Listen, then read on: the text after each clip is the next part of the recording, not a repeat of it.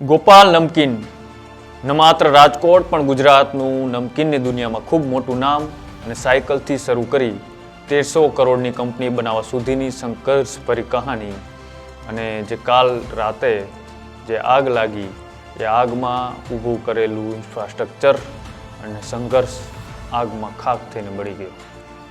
નમસ્કાર, આપ જોઈ રહ્યા છો ન્યૂઝ રૂમ અને આપની સાથે છું કૃણાલ આહિર. ગઈકાલે જે ગોપાલ નમકીનની અંદર આગ લાગી અને ગોપાલ નમકીનની આગળ વાત કરવામાં આવે એની સંઘર્ષભરી કહાનીની, તો ગોપાલ નમકીનના નામને આજે દરેક વ્યક્તિઓ જાણતું હશે. જોકે આજથી 30 વર્ષ પહેલાં તેના માલિકે જે સંઘર્ષ ખેડ્યો તેની બહુ ઓછા લોકોને ખબર હશે અને આજે ફરી એકવાર તેમના જીવનમાં મોટો સંઘર્ષ આવ્યો છે. તેનું કારણ 4000 રૂપિયાથી શરૂ કરીને 1300 કરોડ રૂપિયા સુધી પહોંચેલી ગોપાલ નમકીનનું સામ્રાજ્ય, જે રાજકોટ મેટોડા GIDCની અંદર તેમની ફેક્ટરીમાં ગઈકાલે આગ લાગી અને આગ લાગવાની સાથે જ કરોડો રૂપિયાનો સામાન આગમાં હોમાઈ ગયો.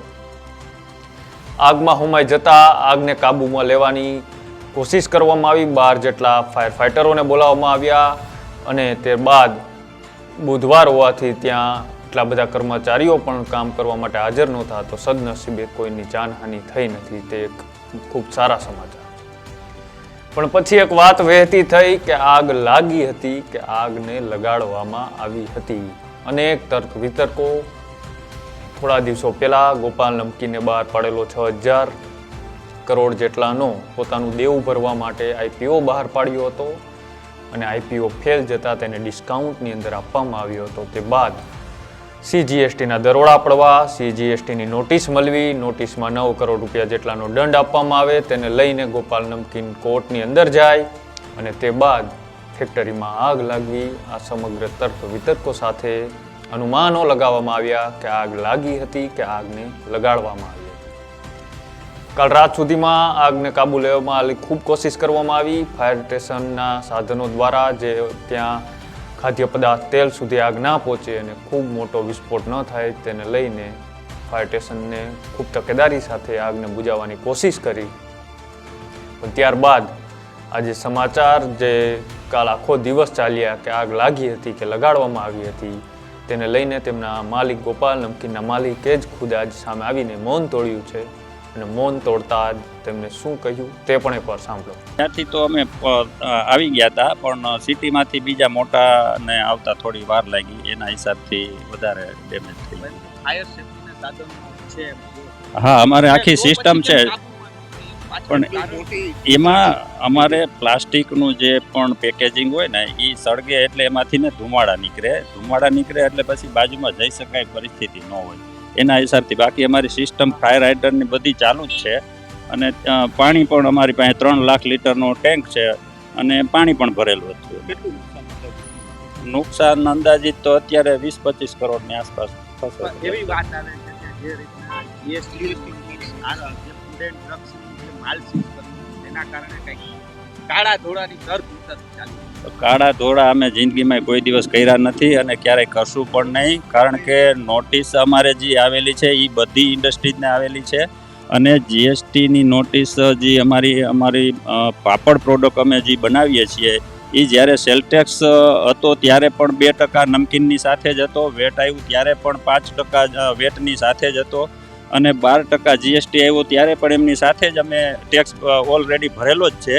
પણ ઇન્ટરપ્રિટેશન એને એમ એક્સુડેડ નમકીન કરી અને 18%માં કર્યું હતું. એ અમને પાછું 12%ની એને પ્રોમિસ આપી દીધું છે, પણ પાસ્ટમાં જે છે એ એના અમને ભરવા માટેના બધા જ ઇન્ડસ્ટ્રીને જણાવે છે કે તમે આ પાછળના ભરો એમ. એટલે એ જે અમારી એક જ પ્રોડક્ટ જે છે પાપડ પાઇપની એ પ્રોડક્ટ પૂરતું જ છે. એટલે એ લોકોએ એની અંદાજિત 13 કરોડ રૂપિયાની નોટિસ આપેલી છે, પણ અમારી કંઈ ભરવાનું થતું નથી કારણ કે અમે ઓલરેડી કેસ ચાલે છે. જે ફૂડ એન્ડ ડ્રગ્સ વિભાગની પણ તપાસ 9 લાખનો માલ સીઝ, એમાં સીઝ એને ફરિયાદ હતી કંઈક એ પાપડમાંથી ને કોઈ વસ્તુ એમને નીકળી, ભેળસેળ નથી, પણ કંઈ હા કોઈક એવો કમ્પ્લેન કરી હતી એટલે લોકો આવ્યા હતા, પણ એની કામગીરી બતાવવા માટે એને મરીનો અને હિંગનો જથ્થો જે છે એ હિંગનો જથ્થો અમારે બ્રાન્ડ એમ કે આમાં હિંગ એવી બ્રાન્ડ લખેલી નથી પણ અમે હિંગ વેચતા નથી. અમે અમારા ઇન્ટરનલ ઉપયોગ માટે જ અમે હિંગ વાપરીએ છીએ. તો એમાં કોઈ અમારી બ્રાન્ડેડ થેલી ના હોય તો એના હિસાબથી એ લોકો કે આમાં બ્રાન્ડ હોવી જોઈએ. ના, અમે પોતે જ બનાવીએ છીએ. તો બનાવેલો જથ્થો જે હોય એમાં બ્રાન્ડ તો ક્યાંથી હોય? તો તેલનો જથ્થો તો અમારો બારે જ છે, ઓઇલની ટેન્કુ, અને એમાં એ જથ્થો સહી સલામત જ છે. એમાં કઈ આગ નથી લાગી. આગ પ્રસરી એનું કારણ માત્ર પેકેટ અમારા જે હોય પ્લાસ્ટિકના અને બોક્સ જે છે એ કાગળના હોય, અને એ જ સળગ્યું એને હિસાબથી જ આગ લાગી. અને એ જાણકારી છે કે આ પ્લાસ્ટિકના કાગળના કારણે બધી આગ પ્રસરે. અમે રાખેલા જ છે. ફાયર સેફટીના ફાયર હાઇડ્રન્ટ સિસ્ટમ પૂરી બિછાવેલી છે. કામ લાગી એવું કહી ન શકાય, એટલા માટે કે એ સિસ્ટમ અમે એનો ઉપયોગ કર્યો જ છે, પણ ધુવાડાના હિસાબે એમાં નજીક જઈ શકાય એવું નહોતું. એના હિસાબથી ને થોડી અડચણરૂપ થઈ અમને. ના, ઉપરથી શરૂઆત તો થઈ હતી, પછી ધીમે ધીમે નીચે ગયું.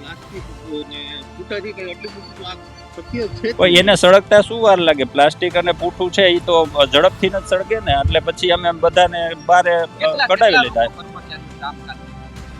કાલે કામ કરતા હશે અંદાજિત એ એરિયામાં 40 થી 50.